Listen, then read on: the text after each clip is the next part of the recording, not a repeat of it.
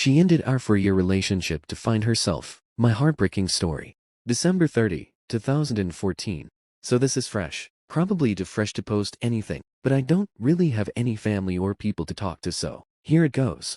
GF just ended our 4-year relationship after I did some poking and prodding. We have a house, a life. I just finished saving for a ring last week. Tomorrow we have reservations for our 4-year anniversary, and I'm hyperventilating a bit.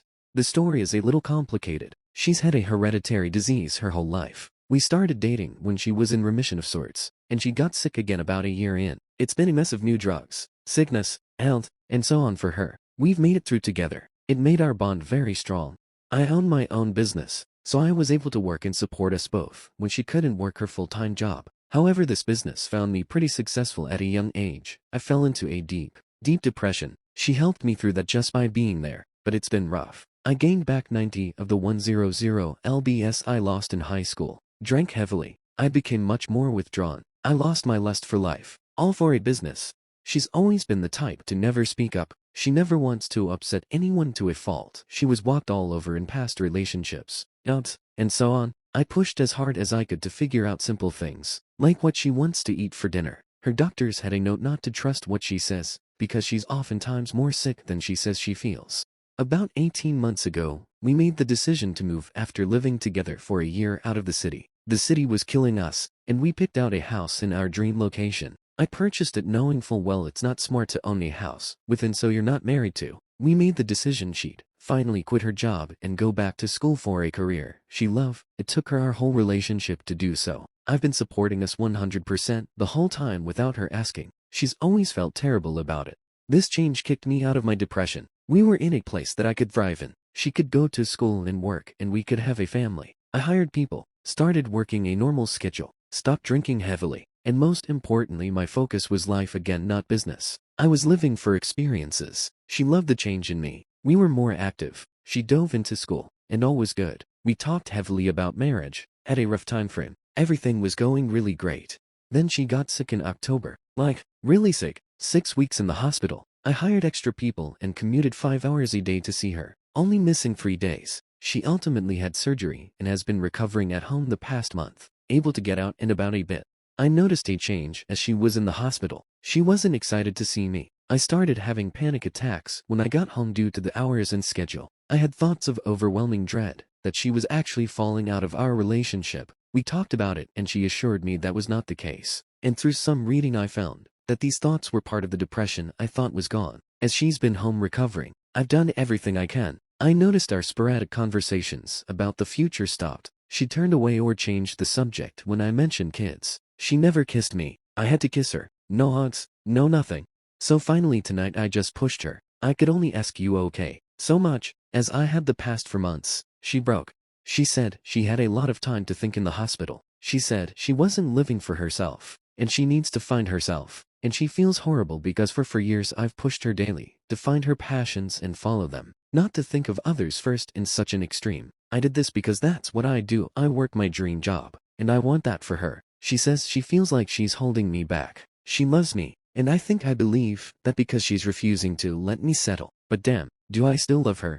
Most upsetting, she said that she's never felt at home in our house. She's felt like it was always mine and she was a girlfriend staying over. I pressed this issue before we moved, asking her where she'd like to live anywhere in the world. I can work from anywhere. She said this was a great idea. Please know that I've also got no design sense. I'm just the muscle. So it's not a matter of my stuff being all over the place. She's decorated very nicely. So here I sit, sober, crying, fat, with no one to call. No close family or friends in 120-mile radius. I can't bring myself to open the door to the office I just built out for her new career, and the paint is literally drying from earlier tonight. We moved to a family area. No more college scene. I read advice to throw yourself into work, and I have a job that almost killed me once, and I will be alone in this house that was, in February 3rd years, meant for our family. Money is not an issue. I love the area. I love our home, and I do not wish to leave. It truly is my dream to live here, but it was my dream to live here with our family that we had planned. Life lesson.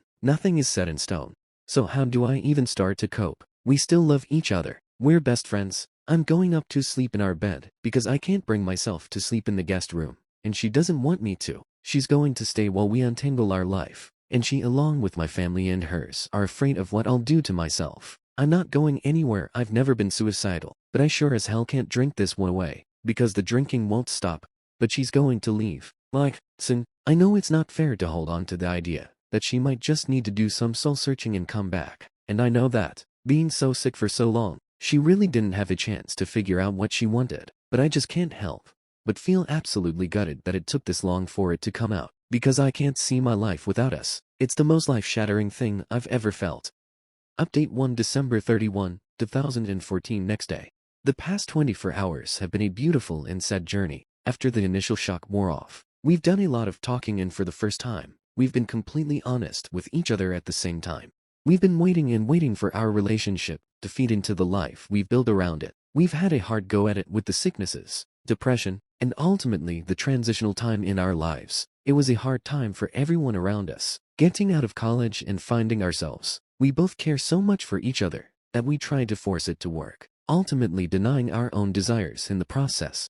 Personally, I admitted to myself that I am more afraid to be alone in this house and area, and I am upset our time living together is ending. I have struggled with this since we moved here 18 months ago, because this is my dream. However, I've had serious doubts about our relationship, and the thing that kept me from saying anything was a fear of the unknown, a fear of living alone. As an adult, for the first time in my life, XGF was very clear that it's not fair for me to feel guilty about the life I've built. And this is very true. Likewise, it is not fair to blame her for not wanting the same life. I do wish she had spoke up sooner, but ultimately I love her for trying to make it work because she wanted me to be happy. XGF simply does not know what she wants. She thought she wanted a house, kids, and a family, and when they started coming, she realized that she didn't know what she wanted. She only knows that she doesn't know what she wants. We are both adamant that life is too short to settle. This is important. We've been living as best friends for a long time now. Years maybe. Saying this out loud was a relief, because it does not mean either of us want our relationship to end. It just needs to evolve into its proper state. We decided to take the week to pack her stuff up, and while it is sad, it's amazing to be with each other now that this is in the open. Sure, there is the initial feeling of hatred at everything that reminds us of the relationship, because it's a hard thing to close an overall happy time in your life when you know it's for the best. But this is not an angry breakup, and it's been important to realize that the memories of these objects are all good memories. When the sweeping feelings of fear and sadness go away, happiness will remain. I've come to realize that it's not healthy to fill a void in oneself with a relationship. My biggest fear is being alone, because I don't yet know how to do that. This relationship became a way for me to fill that void and avoid the fear. I know the process is just starting, and I know there will be some hard days ahead, but I have a feeling that I've felt much more alone in our relationship the past year than I will outside of it. XGF and I aren't denying that we are very good friends, so this isn't goodbye. It's a change in living situation, and a new personal journey for the both of us. And so life goes on. I've started the hunt for the right therapist, and my short-term plan is to get through moving her out. I will admit that the thought of taking her key is terrifying, and I'll miss the small things like the tampon box in the closet and the shoes all over the entry. But as time passes, I think this sadness will reside, and only happy memories will remain as we reminisce and catch up over lunch someday soon. Doctor, we have been living as best friends for a long time without any true romance. This took some real courage on both our parts to admit, but the realization was revelatory when we both said it out loud. Update to January 1, 2015 days after Odd Post. I didn't know what to expect from this event, because I had been dreading it for over a year. It's fair to say that the anxiety, worry, and pain it caused in that time ran my life. I didn't take inventory of this worry, though, until we separated. Today I find myself with the familiar pit in my stomach, the one that's become a companion of sorts since we bought the house, and then remember that there is nothing to worry about. It's done, and I truly feel much better. I have a lot of anxiety about the future. I have to come to terms with the fact that I've been preparing for marriage and a child in serious ways, and that plan is on hold.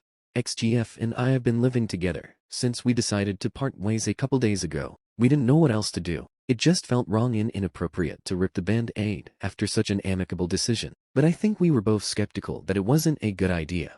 It turns out it was the best thing we could have done, because it took some time for us to open up and ultimately resolve this entire thing. Last night I came home, after being out most of the day letting her pack. She hadn't got much done, just kind of started a few chores and was visibly shaken. She saw me and started crying, because I would find out later she really thought I was making up the whole "we've been living as best friends" thing to get her through the move out. She sees how much I do love and care for her, and it upset her because she thought she would be breaking my heart. It's important to note that this illustrates her issues. Putting others ahead of yourself is mostly a good thing, but when you value the simple happiness of those around you over your long-term emotional well-being to the extent it affects your quality of life, it's unhealthy. I recognized this and was hell-bent on making sure she wasn't staying the rest of the week just for me. This was the catalyst for probably the most honest and healing talk we've ever had. We sat her day on the couch for hours, talking about us and what happened. Ultimately, she saw that I was completely honest with her, and that changed everything. We had both felt the same way for so long. Once that thin veil of a romantic relationship was lifted and the expectation was gone, we instantly opened up and have actually been closer than we've ever been. It's strange and unexpected, but I think it's very welcomed from both sides. We have a very special relationship. It just isn't romantic.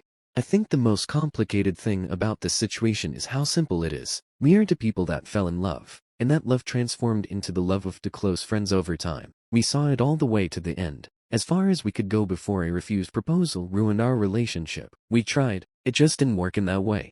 She told me that she had waited for months, because she had no idea her feelings were mutual. Years of business have taught me not to wear my heart on my sleeve, and while I lived with these thoughts, I was very careful not to show my hand. Why? It's complicated. Our relationship was an ebb and flow of emotion. She was extremely sick at times, and extremely healthy at other times. I was the same with my depression. I have always been her main caregiver during this, and those doubts became hard to justify as true or circumstantial for both of us. Our relationship was very much that of a parent and child at times. It became a waiting game. It's not easy to think straight when you're spending 40 hours in the car 6 weeks in a row with your life on hold, or working a job you hate, because you don't want to upset your coworkers by leaving. As we always experienced periods of health after the sickness, there was always a light at the end of the tunnel. We both cared for each other so much and understood sickness that we didn't want that to be a determining factor in our future healthy lives. So we both waited. In the spirits of good health, we continued to build the life we thought we wanted, never stopping to assess the one determining factor together, our relationship. We simply thought we needed to see the big picture, and in a way I think we did. Now that the life is set up, there are no doubts in either of our minds. We talked a lot about the timing, because she felt terrible. It came up when she was in the hospital and around the holiday. Keep in mind, she had thought this was one-sided, so she had wanted to say something, but didn't want to ruin this time of year. I think this was the first time she really knew I was being truthful when I said I felt the same way, and there has northeast ever been a good time to do this. She said she felt guilty because she wanted us to see each other's families one last time. This was a green light for my ultimate conclusion that we weren't crazy. This had simply turned into a great friendship. I asked her, if we were old friends from college, what would have been different about our holiday? She and I both spend days with other friends' families this time of year, and besides maybe sharing a bed instead of taking the floor, there was no difference. We are very close friends with each other's family members, and none of those relationships have to change. I think in the end, we are going to go on to stay good friends with very little break, because that's what we've been for 2 years. We both think our friendship will grow now that the awkward expectation of romance no longer exists, and we're mutually happy about it. I am very scared to be alone, and that is my next big adventure. It's going to be one day at a time, and I am not looking for a big break until I venture on to start the family hunt from zero. But I know that I have to be okay here by myself to have any sort of chance at a healthy relationship in the future. So that's what I'll do first. Doctor, we talked, and we're going to continue a great friendship. I'm very scared to be alone in the house divided by area moving forward. Final update January 3, 2015 for days after Og post. Today she moved out of our home. We always called it a home, but I don't think we ever got there. I think it was still just a house to both of us. Her whole family decided to come. We are very close and I've always felt closer to them than almost my entire real family. A lot of my pain did not come from our separation, because there truly is no heartbreak there. We love each other deeply, but it is a familial love. It has not been romantic love for a long time. My pain came from the thought I was losing part of my family. Their friendship, their intelligence, and their love are all things I've come to feel are my own, and so they came to help her, sure, but they also came to support me. They came to hug me and cry with me, and to let both of us know that this is not crazy but the most mature and perfect thing to do. They came to make sure I knew we'd be sailing and laughing around the dinner table very soon. Mostly they came to move her things into the truck, and then to move my extra stuff from the basement to the empty spaces. They did this out of love, and I felt that deeply all day today. This whole experience sounds like bullshit to most, and if I were reading this I would agree. What happens when one of us moves on and starts seeing someone else? We don't know, but we do know that we both want to see the other happy. And we've both lived in this relationship with so much guilt, watching the other compromise to try and make it fit. In the days that followed our decision to separate, we felt a lot of things. It took a lot of time for us to sort through years of buried thoughts and emotion. We did that, lifting the pressure of romance and embracing the warmth of close friendship. And I'm glad we had our week, because I don't think our relationship has ever been better. AITH for being offended. My husband told his friends he would reel me in when one of them commented on my breasts.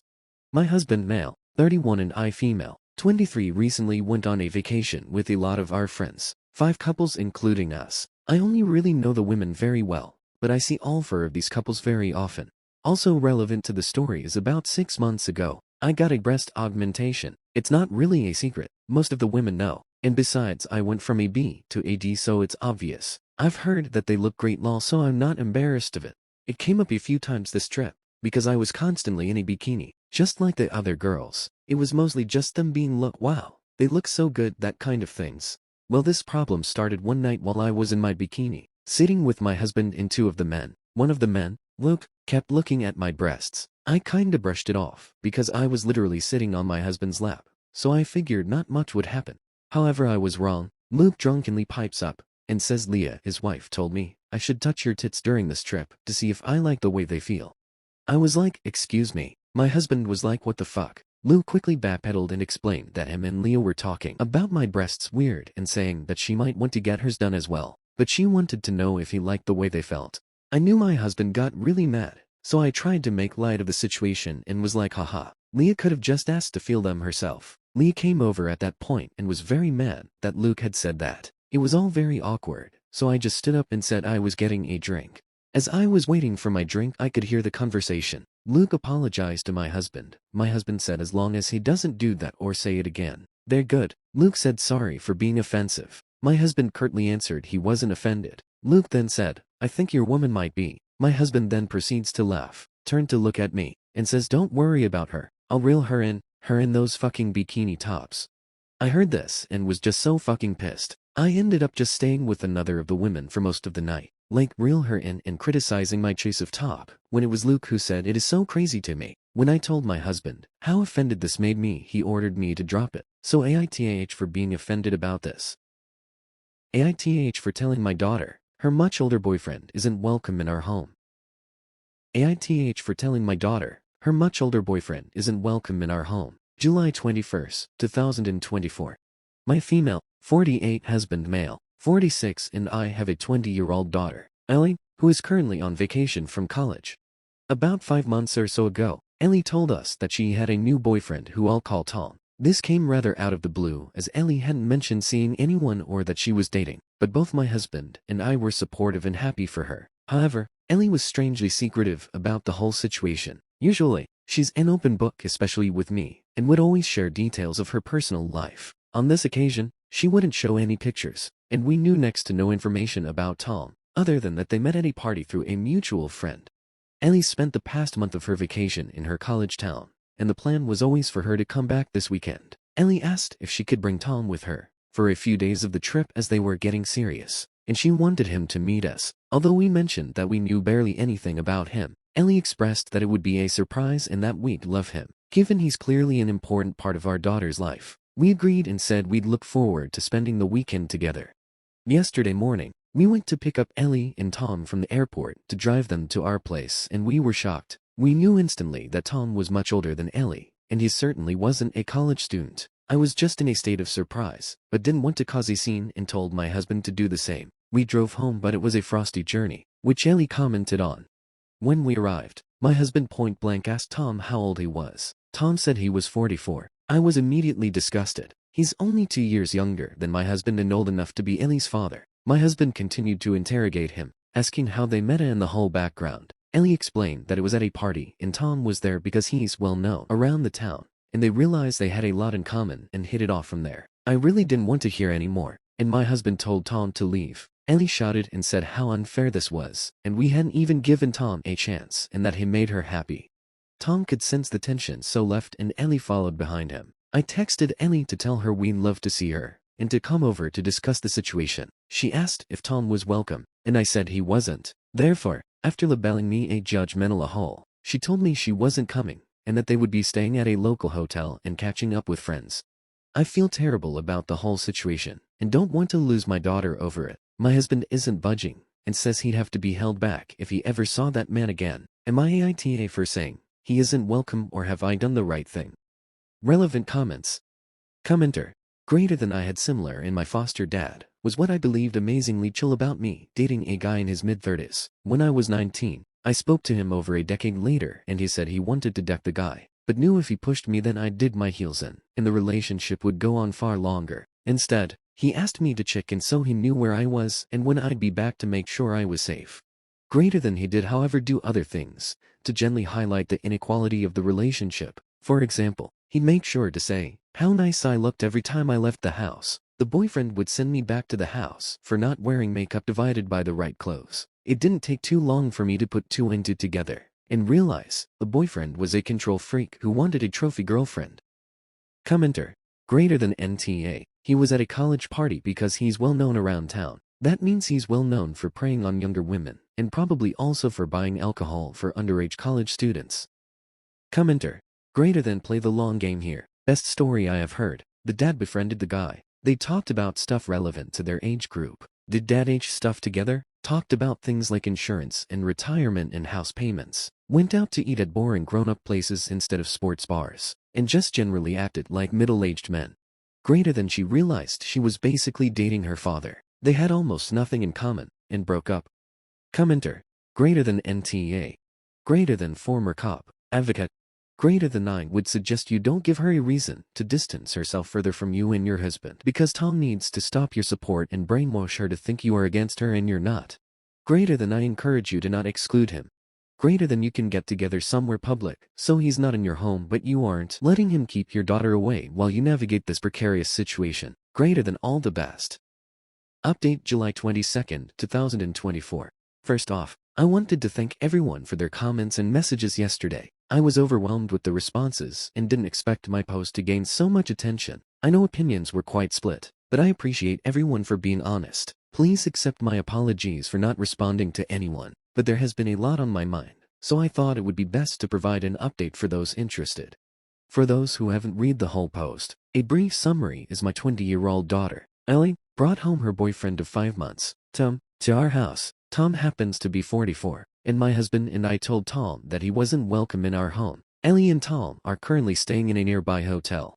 I was incredibly down throughout most of Sunday, so I spoke to my husband and said that I really wanted to see Ellie. However, I knew that wouldn't be possible without also seeing Tom, so I mentioned to my husband about meeting Ellie and Tom at a neutral location for brunch today. I asked my husband if he wanted to join, but he said he didn't feel in the right frame of mind at this stage, so we agreed that I would go alone. I was anxious throughout the drive, but when I met Ellie, those nerves subsided relatively quickly. I was generally just happy to see her and that she was well. I still felt a bit uncomfortable around Tom, but I thought this was the opportunity to find out more about him and his intentions, as it were.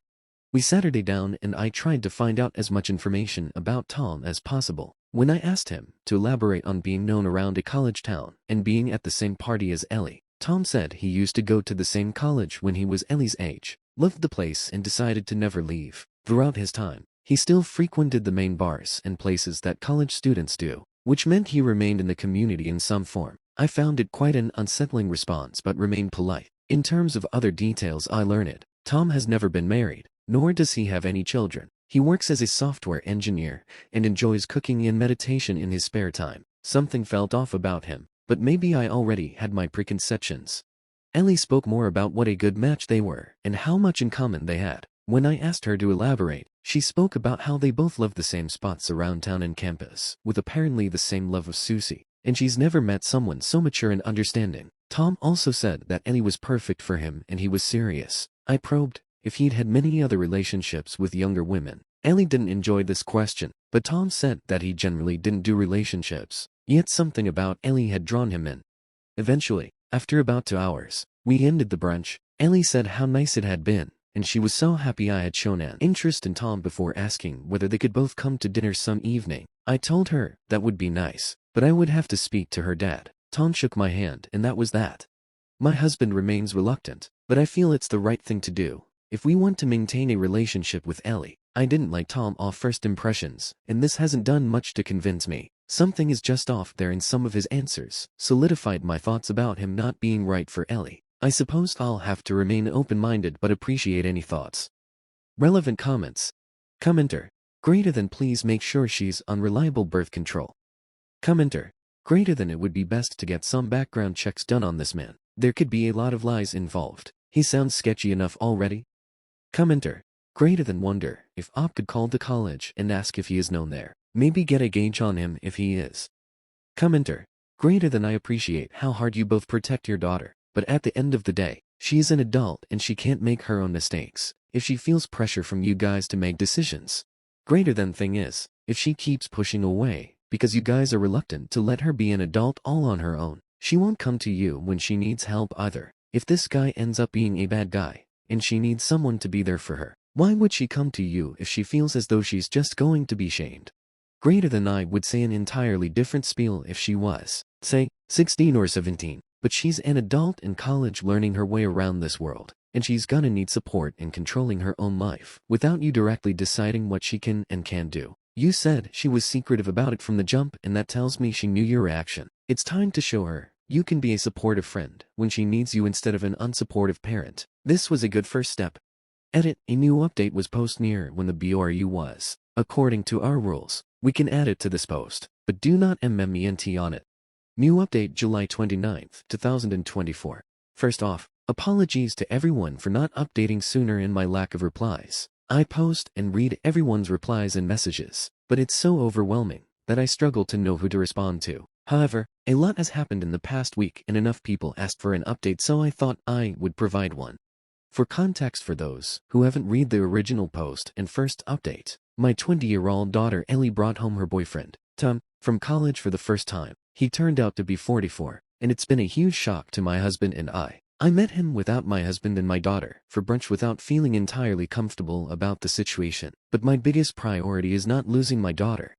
After I came home from brunch, I spoke to my husband about the possibility of Tom and Ellie joining us for dinner one evening. My husband was completely against it, but I told him that if we still wanted to exercise some degree of control over the situation, before we pushed Ellie away entirely, this was something we had to agree to. It took a lot of convincing, but my husband agreed, and we invited Tom and Ellie to come round the Saturday just gone. Before then, I ended up talking to my oldest daughter and Ellie's sister, Holly 23, about the situation. Holly was shocked and Ellie had told her nothing. Holly decided to do some social media dating, but struggled because Tom didn't have much of an online presence. She said she was coming to dinner on Saturday, although I was reluctant because it seemed like it would spiral. I eventually said yes.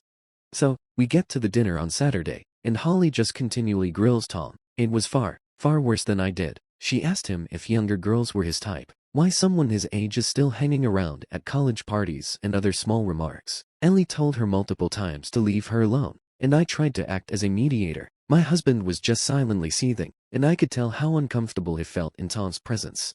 Eventually, Tom and Ellie said they had some big news to share. Ellie announced that she and Tom were planning to move in together for the upcoming college year. I almost spat my drink out. Ellie had planned to live with other friends, and when I questioned this, Tom answered that he realized that he probably won't have another long-term relationship. Ellie makes him so happy, and he doesn't want to waste any time with who I want to be my wife and the future mother of my children. At this point, my husband lost it and told Tom to get out of his house. Tom stood up and seemed affronted, and Ellie started crying. I couldn't remember the last time my husband had shouted like that, and I think it surprised Ellie. Holly said it was deserved and said she needed to get away from the pedo freak. It all ended up with Ellie leaving in tears with Tom, my husband going upstairs, and I was just inconsolable. I've reached out to Ellie since, but she hasn't responded. I don't want her to move in with Tom, and it seems he's trying to derail her whole life. She's 20 and does not need to be married and have kids, especially with someone his age. She's never had a relationship before though, and she appears infatuated to the extent she's not going to listen. My husband has told me that if Ellie marries Tom, that is it, and he wouldn't want a relationship with her going forwards. I can't agree with that and will always love Ellie, but it doesn't mean that the whole situation hasn't made me incredibly sad. I would appreciate any advice.